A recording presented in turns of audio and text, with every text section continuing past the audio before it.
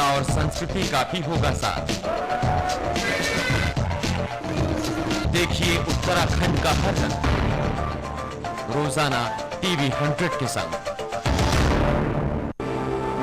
आवाज जो दब न सके,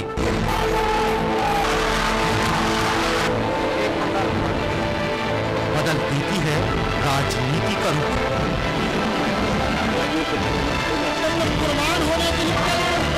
आवाज जो उठने पर आए,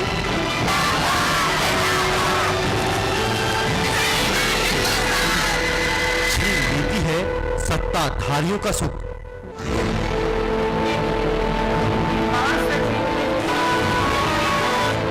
राजनीतिक गलियारों से लेकर आम आदमी के आंगन तक हर खबर का पूरा सच दिखाएंगे हम हिमाचल लाइव पर। अब देखिए देश, दुनिया, उत्तराखंड और हिमाचल की हर खबर लाइव, कभी भी कहीं भी, बस एक क्लिक पर। लॉगिन करें www.tv100.info।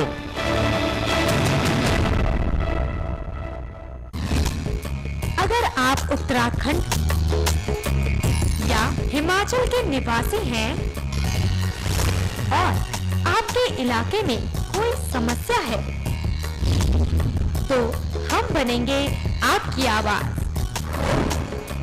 आप जुड़ सकते हैं टीवी 100 के साथ। हमारे नंबर्स हैं 0120305812 0120305812।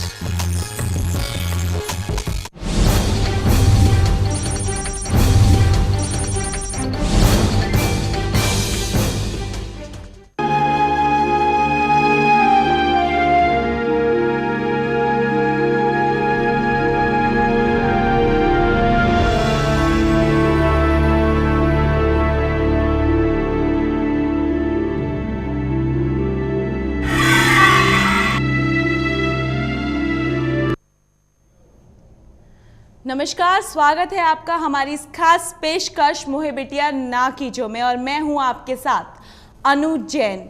सभ्यताओं के लगातार विकास के साथ हजार साल बाद हम सभ्य कहलाने का दर्जा हासिल कर पाए हैं। आदम युग से 21वीं सदी तक का ये सफर हमने तय किया है। जंगल युग से तेज रफ्तार शहर तक, आदिम जंगलीपन से सभ्य सभात व्यवस्था तक। लेकिन कुछ घटनाएं आज भी इसी तथाकथित सभ्य समाज के आसपास घट जाती हैं, जो ये एहसास कराती हैं कि सदियों के इस लंबे सफर के बाद भी एक हिस्सा वहीं ठहरा है, उसी आदिम वहशीपन, हैवानियत के साथ, या फिर शायद उस दौर की कुछ बर्बरता हमारे साथ 21वीं सदी तक लिपटी चली आई हैं। आज़ादी मिले 6 दशक से ज़्यादा का वक्त बीत चुका है, लेकिन जो सपना एक बेहतर और स्वतंत्र समाज के लिए देखा गया था, शायद वो अभी भी काफ़ी दूर है। कम से कम हमारे समाज में महिलाओं की हालत तो यही बयां करती हैं।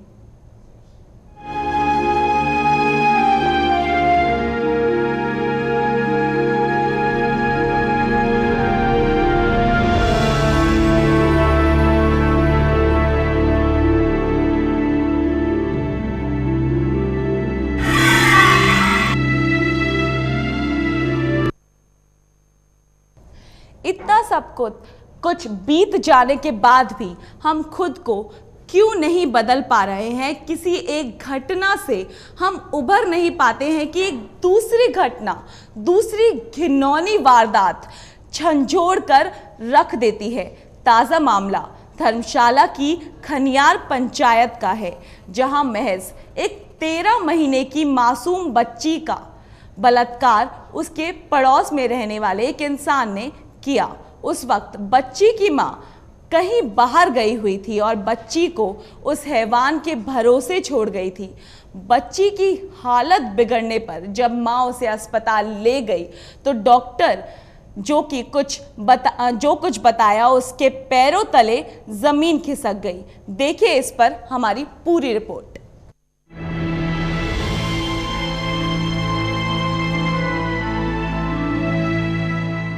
मासूमियत, मुस्कान, आत्मसम्मान, क्या होता है जब कोई शख्स इन्हें जबरदस्ती छीनकर उसकी धज्जियां उड़ा देता है। कैसा लगता होगा उस पिता को जिसने कभी अपनी फूल सी बच्ची को धूप में निकलने ना दिया हो और अचानक उसे अपनी उसी बच्ची के शरीर पर अनगिनत घाव देखने को मिले। कलेजा फट पड़ता होगा उस माँ का जिसने कभी अपने परी जैसी बच्ची की आंखों में आंसू न आने दिया हो और अचानक उसी माँ को अपनी बच्ची की चीखें सुननी पड़े। और क्या बीतती होगी उन नन्ही सी जानों पर जिन्हें अभी किसी खुशी का एहसास भी नहीं हुआ और किसी के नापाक इरादों ने उन्हें जिंदगी भर का नासूर दे दिया।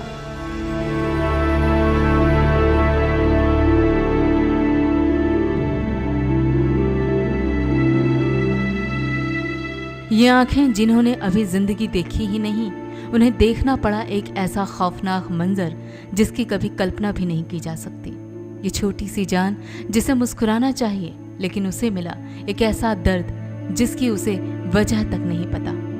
कुछ ऐसा ही हुआ है धर्मशाला क्षेत्र के तहत आने वाले इस गांव में। इस गांव के एक बच्ची के शरीर पर जख्म उसी के रिश्तेदार के दिए हुए हैं। सिर्फ 1 साल की इस नन्ही सी जान को क्या पता था कि उसी का रिश्तेदार उसी के दामन पर एक ऐसा दाग लगा देगा जिसके निशान वक्त कब मिटाएगा कुछ पता नहीं।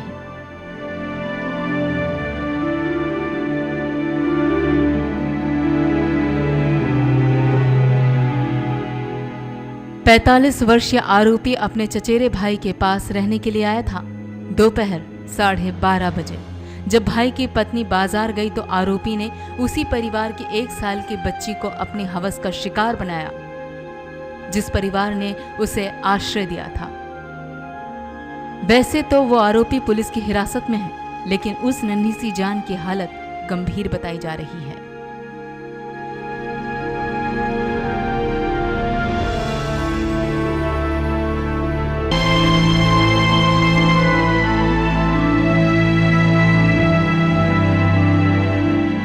वहीं अगर हिमाचल प्रदेश की बात करें जहां का प्रशासन महिलाओं की सुरक्षा का सबसे ज्यादा दावा करता है, वहां पर भी 571 चाइल्ड रेप केसेस सामने आए हैं। वहीं उत्तराखंड में भी 152 चाइल्ड रेप केसेस 2001 से लेकर 2012 तक दर्ज किए गए हैं। वहीं पावंटा क्षेत्र में 2012 में 4 और 2013 में भी 4 चाइल्ड रेप केसेस दर्ज किए गए हैं। वहीं लेडीज क्रिमिनलिटी के 2012 में 7 और 2013 में 41 मामले सामने आए। वहीं छेड़खानी को लेकर 2012 में 5 और 2013 में 4 केसेस दर्ज किए गए हैं।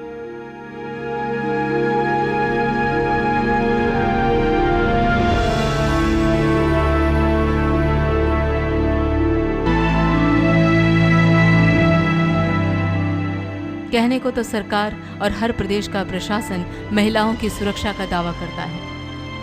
लेडीज क्रिमिनलिटी के ये आंकड़े शासन और प्रशासन के दावों की सच्चाई को साफ साफ बयां कर रहे हैं। आखिर कब तक महिलाओं को अपमान का दंश झेलना होगा? आखिर कब वो दिन आएगा जब महिलाएं अपने आप को घर और बाहर दोनों जगह सुरक्षित महसूस करेंगी? आखिर कब सरकार महिलाओं की सुरक्षा को गंभीरता से लेगी? ये वो सवाल हैं जिनके जवाब पिछले कई सालों से नहीं मिले हैं और आने वाले सालों में मिलेंगे भी या नहीं, ये भी एक सवाल है।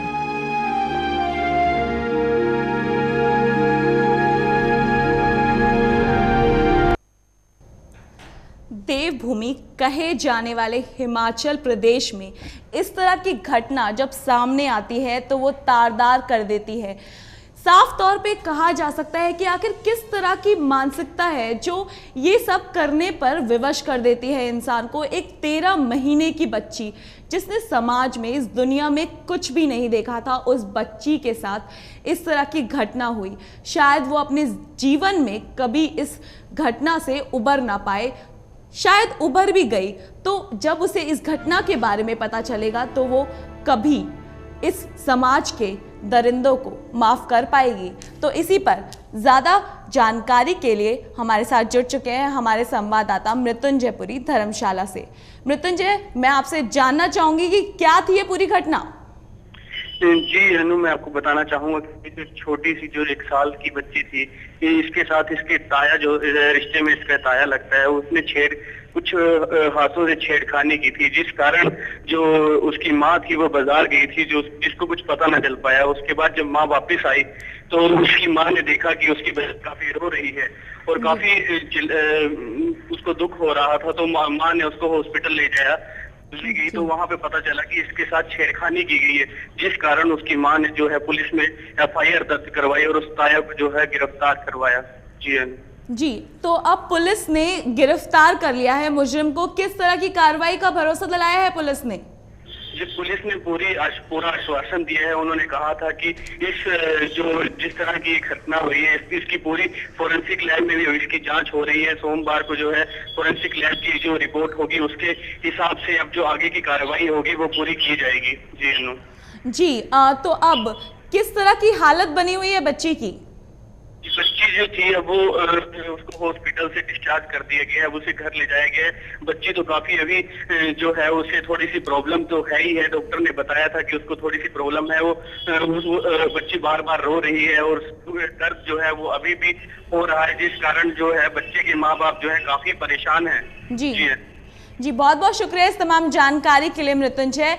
तो आपको बताया हमारे रिपोर्टर ने कि किस तरह से ये बर्बर हरकत, इस तरह की हरकत जो शर्मसार कर देती है, ऐसी हरकत सामने आई है धर्मशाला में। एक मासूम बच्ची, 13 महीने की मासूम बच्ची के साथ ये रेप की घटना हुई है।